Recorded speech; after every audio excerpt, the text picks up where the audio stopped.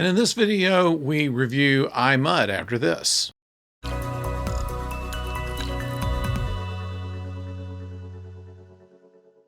Hello out there, I'm the oldest nerd.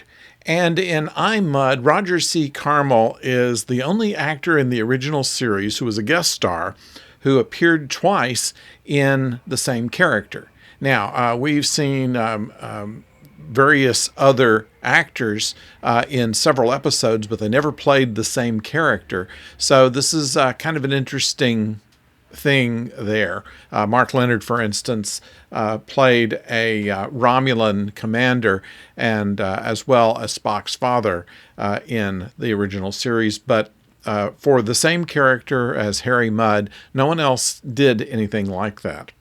So interestingly, we had an episode which was, well, you know the plot. Basically, Harry Mudd is imprisoned on a planet full of androids that want to study him.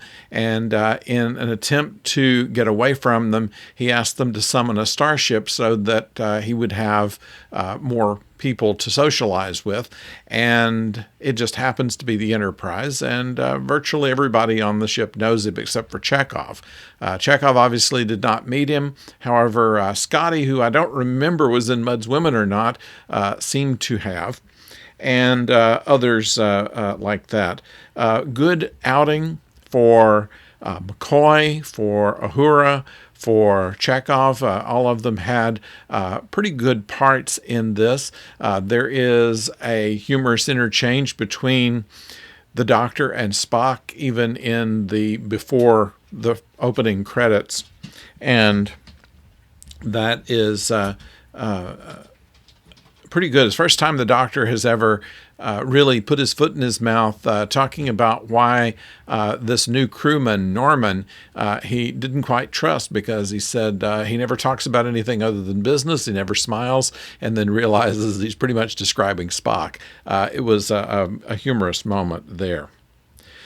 We see auxiliary control. We've already seen in the Doomsday Machine that they built an auxiliary control, and they use that again in this episode. Also something called the emergency manual monitor, which is above engineering and on the opposite side that we usually see. It's been used for a number of different things. In Mirror, Mirror, it was used as a way that they were able to secretly bypass ship security systems. But they had a name for emergency manual monitor and used it a couple of times.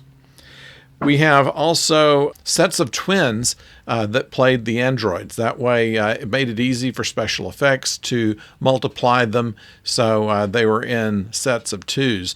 And apparently there's a story about John DeAugusta, who was one of the associate producers, who went scouring Hollywood for identical twins and actually did come back with a pair of prostitutes, which inevitably weren't used in the show.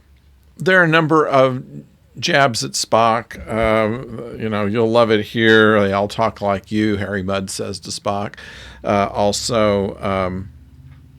We have the first time an android says that he's fully functional. This is one of the women androids to Chekhov, who says it sounds like this is going to be a nice place. And then we also find out this is the first time they've ever talked about a Class K planet, which has an artificial atmosphere, rather than a Class M planet, which has the usual Earth atmosphere.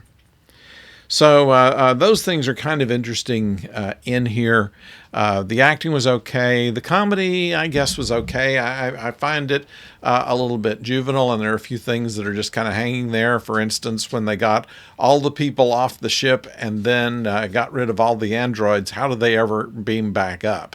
And how is it that they created a ruse to get any androids beamed up as they were going in orbit around the planet? It doesn't seem to make any sense. But then it doesn't have to, because really what this was a comedy. They're hoping that you don't look at the details as such and just laugh along. Because, I mean, how sophisticated is an android where you just feed nonsense to him and he burns out? It was good comedy, but it really wasn't very believable. And on that level, the show doesn't work. However, Roger C. Carmel, who plays Harry Mudd, has a lot of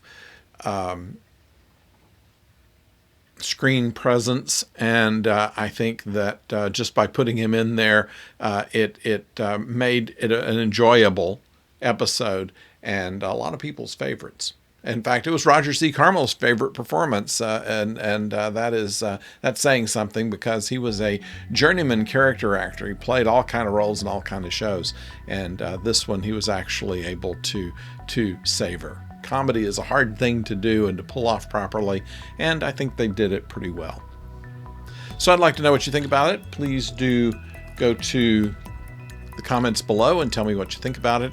And also, if you've not subscribed or yet rung the bell so you know when the next video comes your way, that is also something you should do. Now, next week we are going to start with retro reviews of Deep Space Nine. So that will be next week. That will be, I guess, the first